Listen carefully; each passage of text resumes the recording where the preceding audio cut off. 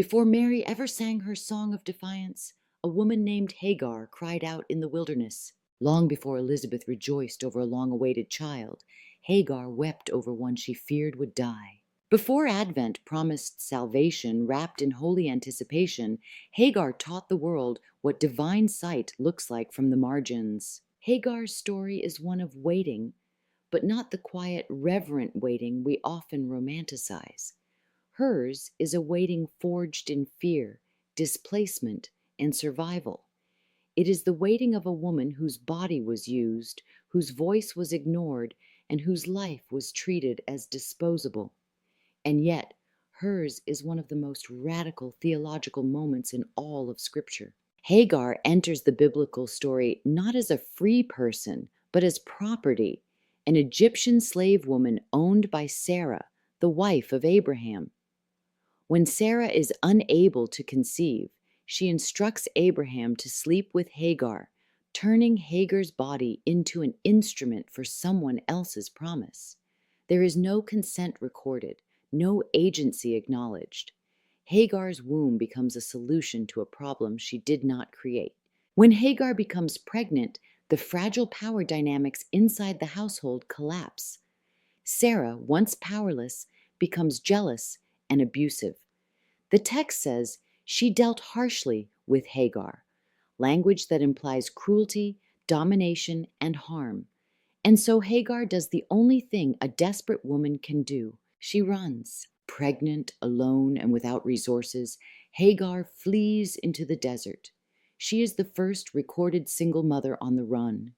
No community, no protection, no promise of safety, just heat, hunger, fear, and the terrifying uncertainty of survival. It is there in the wilderness that something astonishing happens.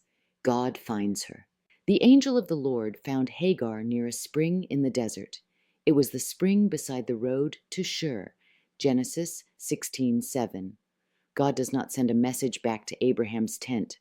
God does not negotiate with Sarah. God meets a runaway enslaved woman where she is and speaks to her directly. Hagar is told that her child will live, that her son will be named Ishmael. God hears.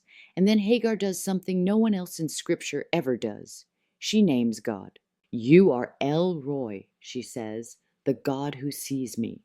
Genesis 16:13. Pause there. A woman whose name meant nothing to her masters becomes the theologian who names the divine. A woman erased by power becomes the one who defines God by sight. Not judgment, not punishment, but seeing. She does not encounter an abstract deity.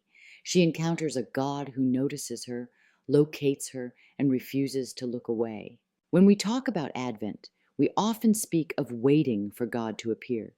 But Hagar's story flips the script.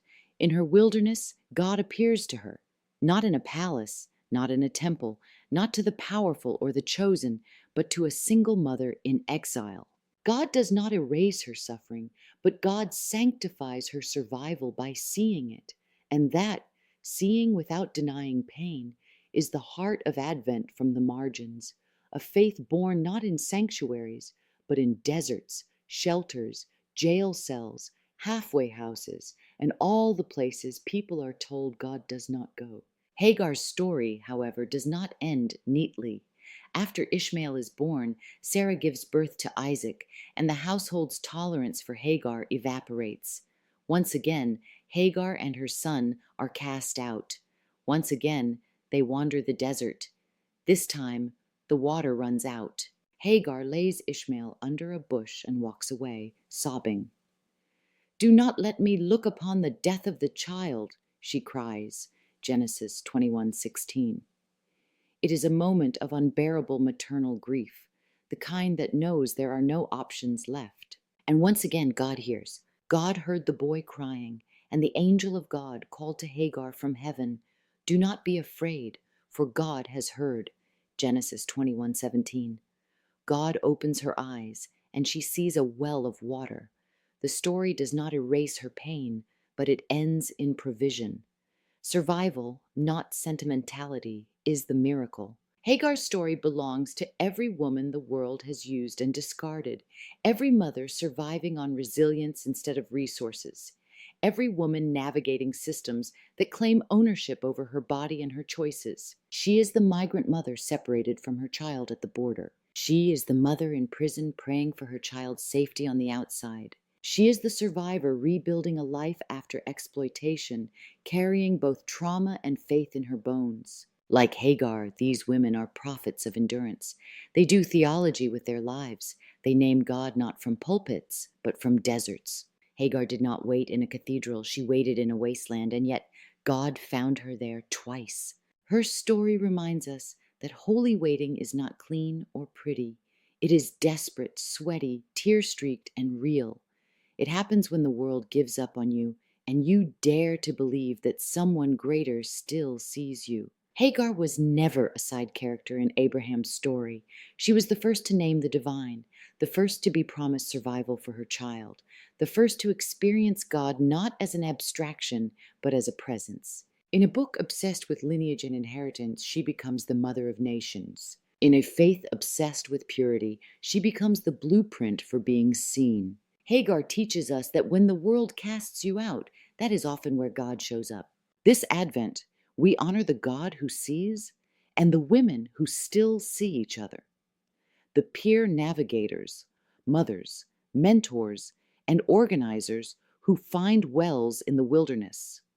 The ones who keep others alive until justice arrives. Hagar's waiting gave birth to a lineage of vision, and every time a woman says, "I am still here and I am still seen," her story continues. This post is part of Swap Behind Bars December series, Women Who Waited, Advent from the Margins, reimagining sacred waiting as endurance, survival, and resistance.